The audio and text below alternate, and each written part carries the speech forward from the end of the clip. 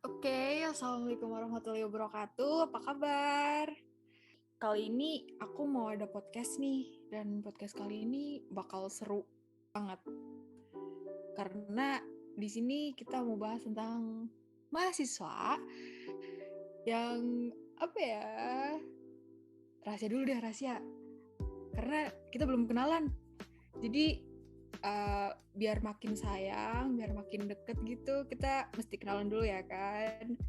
Jadi kenalin, aku Devia Putri Wulansari, biasa dipanggil Devia atau Dev atau Dep. Oke. Dan podcast kali ini aku nggak sendiri nih, aku ada ditemenin sama teman-temanku. Mungkin bisa kenalan sendiri ya. Yang pertama ada Mutia. Hai, aku Mutia Ajeng Puspitasari, biasa dipanggil Mutia atau bisa juga dipanggil Mumut. Oke, halo Mutia. Terus di sini juga ada Avenan. Hai, aku Avenan Aida Nihaya, biasa dipanggil Aya. Oke, halo Aya. Terus di sini juga ada Reine. Halo semuanya, kenalin aku Reina Marisa Regino, biasa dipanggil Reina. Yang terakhir nih, yang paling ganteng, ada Erlangga. Halo Kak, halo semuanya. Kenalin, aku Erlangga Arya Pratama, biasa dipanggil Angga. Salam kenal semua. Oke, karena podcast kali ini kita mau bahas tentang mahasiswa, dan kita mau bahas tentang mahasiswa kupu-kupu sama mahasiswa kura-kura. Oke, jadi menurut kalian sendiri mahasiswa kupu-kupu tuh sama mahasiswa kura-kura tuh apa sih? Menurut aku nih ya, mahasiswa kupu-kupu itu mahasiswa yang mageran ya. Mahasiswa kuliah pulang. Kalau misalkan yang mahasiswa kura-kura nih, ini biasanya anak-anak yang sibuk abis sih, sibuk parah. Mahasiswa kuliah rapat. Ini biasanya anak-anak organisasi banget nih yang kayak gini. Bener. Menurut Afena sendiri gimana nih? Kalau menurut aku sih ya sama aja kayak Mutia ya. Kalau kupu-kupu tuh mageran gitu. Nah kalau kura-kura tuh yang kayak rajin-rajin gitu ngikut organisasi. Ya nggak semua mahasiswa kupu-kupu tuh mageran gitu nggak sih? Sometimes kadang kan ada yang mungkin dia jadi mahasiswa kupu-kupu karena ya ada kerjaan atau gimana gitu ya. Menurut Reina sendiri gimana nih? Kalau menurut aku sih, mahasiswa kupu-kupu itu mungkin dia yang masih belum paham sama kayak, kan biasanya tuh mahasiswa banyak yang ngerantau ya, jadi dia tuh bingung mau kegiatan apa yang mau dilakuin, kayak ikut organisasi apa enggak gitu. Jadi dia lebih memutuskan untuk enggak dulu ikut organisasi. Jadi dia memutuskan untuk kuliah pulang. Terus kalau yang mahasiswa kura-kura ini mungkin karena gabut juga, jadi banyak daftarin organisasi atau juga emang anaknya yang ambis atau gimana gitu. Kalau menurut aku sih gitu. Jadi yang kura-kura ini mahasiswanya yang kuliah rapat. Jadi setelah kuliah dia rapat. Gabut ya, gabutnya keren. Gabutnya masuk organisasi biar gak gabut. Memang. Tapi iya sih, kayak emang mungkin ada gitu ya. Nggak sih, nggak mungkin. Kayak pasti ada orang yang kayak jauh nih, baru jauh dari keluarga gitu, terus pengen main-main dulu lah. Jadi kuliah ya udah kuliah dulu, nggak pengen terikat gitu sama organisasi. Terus menurut Erlangga sendiri gimana nih tentang mahasiswa kupu-kupu sama mahasiswa kura-kura? Kalau menurut aku sih mungkin sama kayak yang diomongin teman-teman. Tapi kalau dari pandangan aku, karena aku sendiri termasuk ke mahasiswa yang kuliah pulang, aku bukan berarti mager atau gimana, cuman karena ya aku sendiri orangnya agak pemalu dan kurang nyaman gitu kalau berada di tempat umum dan banyak orang gitu Kak. Oke, jadi karena emang introvert ya. Erlangga introvert nih. Jadi mungkin agak sih. jadi suka malu-malu gitu ya. Sedangkan aku suka malu-maluin. Oke. Belakangan nih, aku mau tanya. Belakangan ini kalian tuh kesibukannya apa sih? Sibukan aku apa ya kali-kali ini? Kayak kuliah sih. Terus ya paling karena aku ikut Tugas. organisasi juga, ada rapat-rapat gitu sih. Oke, nugas. Oh iya itu jelas sih nomor 1 kalau nugas ya. Semua mahasiswa pasti ada tugas kan ya. Namanya mahasiswa ya, nggak jauh dari Betul. tugas. Oke, dari Avenan sendiri gimana nih kesibukan belakangan ini? Kalau aku sih kesibukannya kuliah ya sama nugas, banyak banget tugasnya. Bener-bener. Kayak tugasnya tuh unlimited ya. Paket internet pun Iya. kalah. Bener Kita banget. tugas selesai, tambah lagi. Tugas selesai, tambah lagi. Ya begitulah mahasiswa. Namanya mahasiswa. Ya. Terus Reina sendiri gimana nih kesibukan belakangan ini? Kalau aku mungkin juga kesibukannya nugas. Kalau nggak nugas ya itu rapat. Karena aku juga ikut organisasi sama biasanya latihan paduan suara juga. Oh, keren nih Mbak Reina. Ikut paduan suara. Sering nyanyi berarti ya? Apa beda lagi? Buat Mas Erlangga sendiri nih, gimana kesibukan akhir-akhir ini? Nah, aku ya mungkin sama kayak teman-teman yang lain kan, kuliah ngerjain tugas, cuman mungkin karena kebetulan di rumah juga punya toko, jadi kadang ya bantu orang tua jaga toko itu. Ya lumayan ya, kebanyakan dari kalian kesibukannya kuliah, nugas. Terlebih kita masih pandemi ya, masih online gini, jadi kayak belum ke kampus, walaupun mungkin ada beberapa kegiatan udah mulai offline di kampus ya, cuman ya beginilah. Oke Kak, ini yang lain kan udah ngejelasin nih kesibukannya masing-masing. Nah untuk Livia sendiri nih kesibukannya apa nih kali ini? Oh, kesibukanku jelas tidak jauh dari kalian. Nggak cuman sih, kayak kuliah, nugas, terus juga aku juga ikut organisasi kan. Jadi ya kadang rapat, kadang ngurusin kegiatan, terus kadang berstres-stres ria, memikirkan proker-proker, begitulah kesibukanku belakangan ini. Diawali dari aku. Menurut aku sendiri nih, organisasi itu sesuatu kegiatan yang kayak penting nggak penting sih sebenarnya. Tapi menurutku sendiri tuh penting. Ini menurutku sendiri ya. Karena di organisasi itu kita kan nanti bakal dapet soft skill yang bakal digunain pas kerja nanti ya. Jadi kayak kalau misal kita kuliah nih terus nggak ikut organisasi, itu tuh kayak sayang gitu nggak sih? Kayak ngapain gitu, ya nggak sih? Menurut kalian gimana nih tentang organisasi itu sendiri? Ya, sepenting apa sih organisasi itu bagi kalian? Menurut aku ikut organisasi itu penting ya kalau pandangan aku gitu. Karena kalau ikut organisasi itu pasti pertama dapat pengalaman baru, dapat relasi baru juga, banyak teman-teman yang selain dari jurusannya gitu kan. Itu penting banget sih. Terus yang bisa didapetinnya banyak, pasti ada pengalaman, teman-teman baru, terus banyak juga yang tadi Devia bilang tuh ada soft skill yang bisa dikembangin. Mungkin ada kebiasaan kita sendiri tapi kita malu nih gimana cara ngembanginnya atau kita bingung. Nah, kita ikut organisasi bisa ngembangin bakat-bakat kita sih di situ. Oke. Menurut Mutia sendiri nih, organisasi itu apa sih? Menurut aku organisasi itu apa ya?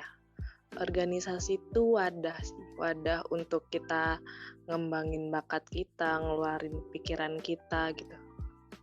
Menurut Kak Aya, sepenting apa sih organisasi itu? Sama apa sih yang sekiranya tuh bisa didapatkan di dalam organisasi?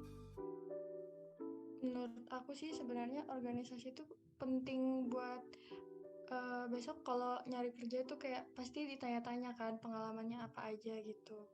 Nah, terus kalau apa yang bisa didapatkan tuh ya kayak yang tadi udah dibilang sama teman-teman ya, bisa nambah temen yang banyak. Lanjut nih ke Kak Reina. Menurut Kak Reina, sepenting apa sih ikut organisasi? Terus kira-kira apa sih yang bisa didapetin dari organisasi, dari ikut organisasi itu? Menurut aku sih ikut organisasi itu penting ya. Buat kalian yang mau melatih public speaking mungkin, atau mau menambah temen atau menambah pengalaman, ikut organisasi bisa jadi jalan keluarnya nih. Karena banyak banget apa yang bisa didapatkan di organisasi itu. Temen, nambah pengalaman, terus melatih public speaking, melatih kayak kemampuan dasar atau gimana, ikut aja organisasi. Bener. Jadi gabutnya agak berguna sedikit ya, Kak. Iya benar. Melatih public speaking. Public speaking tuh emang ini menurutku pribadi ya, emang public speaking tuh penting banget gitu gak sih? Kayak yang kita mau gimana pun pasti bakal dibutuhin public speakingnya gitu. Entah nanti tiba-tiba suruh jadi MC atau tiba-tiba jadi apa gitu kan, kita nggak tahu. Terus menurut Kak Reina sendiri nih, organisasi itu apa sih? Jadi menurut aku organisasi itu sebagai wadah buat kita para mahasiswa untuk menyalurkan minat dan bakat kita. Buat kalian yang mau mengembangkan kemampuan kalian, bisa nih gabung di organisasi gitu. Kalau menurut aku sih itu. Oke, terus nih buat Mas Erlangga, apa sih? Sepenting apa sih ikut organisasi? Apa sih yang sekiranya tuh bisa didapetin dari organisasi? Kalau dari aku sendiri, penting atau nggak ikut organisasi, penting sih. Walaupun aku sendiri nggak ikut organisasi ya. Karena apa ya, menurutku di dalam ketika kita mengikuti organisasi seperti yang dibilang teman-teman tadi, bisa nambah pengalaman, pengetahuan ataupun relasi gitu. Jadi sebaiknya menurut aku ya harusnya sih kalau mahasiswa itu ikut itu. Menurut Erlangga sendiri nih, organisasi itu apa sih? Menurutku apa ya? Mungkin ya sama kayak teman-teman tadi, wadah atau kumpulan orang-orang, tapi mungkin sifatnya itu lebih formal gitu daripada kelompok gitu. Daripada hanya sekedar kumpul gitu, organisasi ini mungkin sifatnya lebih formal gitu. Antara kita nih ada yang ikut organisasi kan ya, ada yang ikut organisasi, ada enggak nih. Terus kita yang ikut organisasi itu kan dibilang sibuk ataupun sok sibuk gitu ya. Cara membagi waktu antara kuliah dan organisasi itu gimana sih? Cara bagi waktu antara kuliah sama organisasi atau kesibukan yang lainnya itu balik lagi ke diri masing-masing sih ya. Kalau menurut aku, karena aku ikut organisasi nih, kalau misalkan ada rapat-rapat gitu tapi ada banyak deadline nih, aku semaksimal mungkin ngerjain deadline dulu. Terus kalau rapat nanti bakal ikut rapat juga, walaupun paling izin telat kayak gitu loh.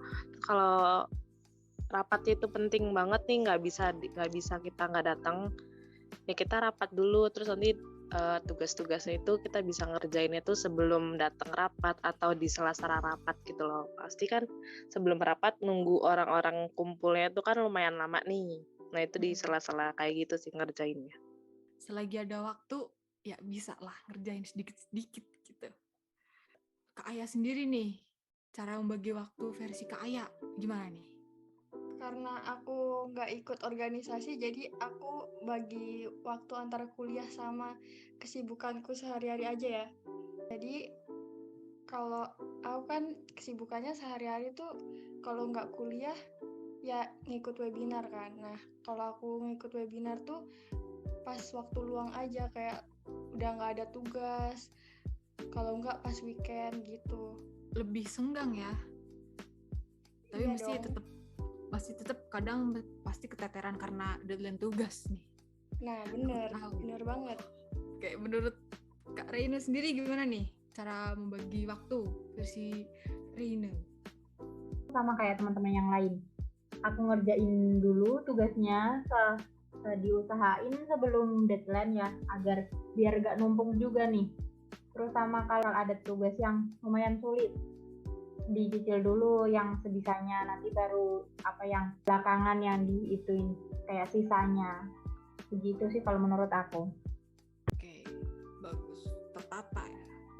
Terus menurut Kak Airlangga sendiri nih, gimana cara bagi waktu antara kuliah sama kegiatan lain?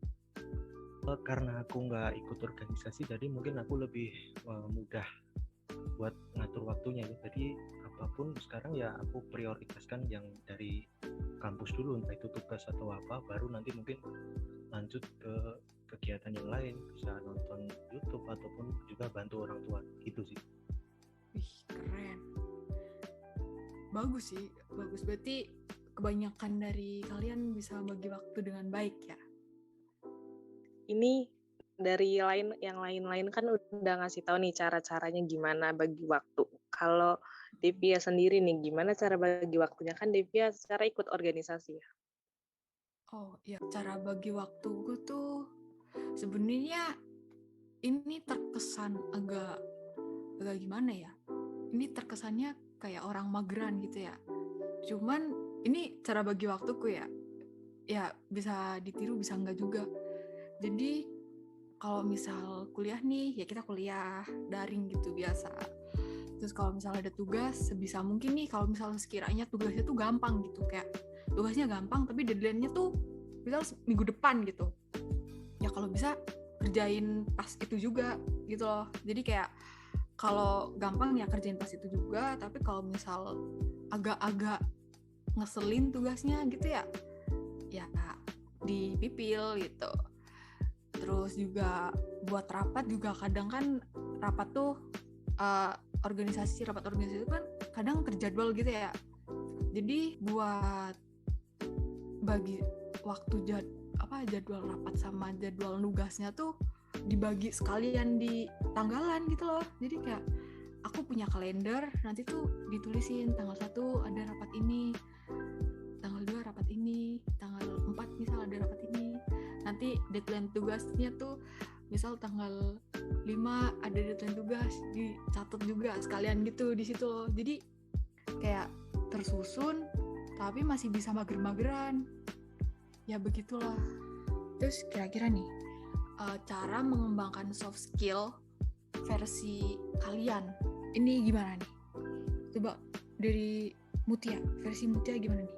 Mengembangkan soft skill versi Mutia. Gimana ya cara ngembanginnya? Itu yang pertama pasti harus percaya diri sih ya. Harus terbuka sama teman-teman yang lain juga gitu. Kalau misalkan nggak percaya diri kan itu susah ya untuk nanti bakalan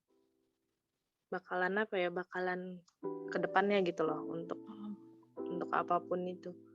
Itu sih kunci utamanya, harus percaya diri ya. Kita harus ngulik dulu nih di diri kita tuh, kita bisanya apa sih gitu loh. Terus nanti kalau misalkan udah nemu nih kita bisanya apa tuh, apalagi yang ikut organisasi atau apapun itu selain organisasi di kampus, nemuin temen yang satu frekuensi nih, itu lebih enak sih untuk ngembangin soft skill-nya. Kita bisa sharing-sharing sama yang lain juga. Ya, mengembangkan soft skill lewat organisasi. Tapi emang aku pribadi juga kayak gitu sih, kayak ngembangin soft skill lewat organisasi. Terus juga sebenarnya tuh aku ada ikut komunitas kan, cuman di luar kampus. Jadi kayak ya termasuknya lewat organisasi juga, lewat itu gitu, ngembangin soft skill. Karena emang kalau misal aku sendiri lewat otodidak nih, tuh kayak ngerasa kurang gitu loh, ngerasa kayak kurang mantep nih aku gitu. Kayak kadang tuh masih iri dengki gitu sama orang lain. Walaupun nggak boleh dicontoh. Cuman kadang suka, dia bisa, aku enggak. Jadi terus menurut Ayah sendiri nih, menurut Kak Ayah gimana nih cara mengembangkan soft skill versi Kak Ayah? Menurut aku cara mengembangkan soft skill versi aku tuh perbanyak interaksi dengan orang lain. Nah, karena aku tuh nggak ikut organisasi, aku ikutnya webinar. Di webinar itu kan aku dapat temen yang banyak gitu kan, jadi kayak bisa berkomunikasi juga dengan orang lain. Jadi lebih percaya diri buat membangun relasi ya, buat teman baru gitu, kenalan sama teman baru. Kalau misal kita mau bikin relasi gitu, emang kudu percaya diri dulu sih. Bener kata Mutia tadi, kita harus percaya diri dulu. Kak Reina sendiri gimana nih versi mengembangkan soft skill menurut Kak Reina? Kalau menurut aku ya cara mengembangkan soft skill tadi kan lewat organisasi. Nah di organisasi itu juga kan pasti banyak temannya tuh yang semula kita pemalu, terus nggak berani ngomong, kayak nggak berani ikut nimbrung ke temen. Kita jadi belajar belajar tentang gimana caranya berbicara di depan banyak orang, gimana caranya kita percaya diri gitu. Bener sih, karena emang kebanyakan di organisasi itu kayak lebih memaksa kita untuk ngomong di depan umum gitu nggak sih? Kayak menurut Kak Erlangga gimana nih cara mengembangkan soft skill versi Kak Erlangga? Cara mengembangkan soft skill menurut aku ya, mungkin sependapat sih sama teman-teman yang tadi udah dibilang di awal, kalau baiknya memang harus ikut organisasi ya, karena di organisasi itu kita dapat mungkin pengetahuan baru yang mungkin sebelumnya itu nggak kita tahu atau kita miliki gitu. Tapi di sini karena aku sendiri juga nggak ikut organisasi, jadi ya mungkin aku fokus saja situ pada kemampuan atau keterampilan yang ingin aku kuasai gitu. Misalnya aku suka gambar gitu ya, aku fokus ke gambar. Aku suka olahraga gitu ya, fokus ke olahraga. Oke, keren semua jawaban kalian. Jadi emang mau gimana pun mahasiswa kupu-kupu sama mahasiswa kura-kura tuh sebenarnya tuh nggak jauh beda ya. Kayak Setuju banget. kalian memang harus setuju, gak sih? Bercanda. Oke, mungkin ini kita durasinya udah lumayan ya, dengerin juga agak bosen gitu. Mungkin sekian podcast kali ini tentang mahasiswa kupu-kupu sama mahasiswa kura-kura. Mohon maaf kalau banyak pemilihan kata yang kurang atau yang salah gitu, atau membuat sakit hati atau bagaimana, mohon dimaafkan. Terima kasih. Wassalamualaikum warahmatullahi wabarakatuh.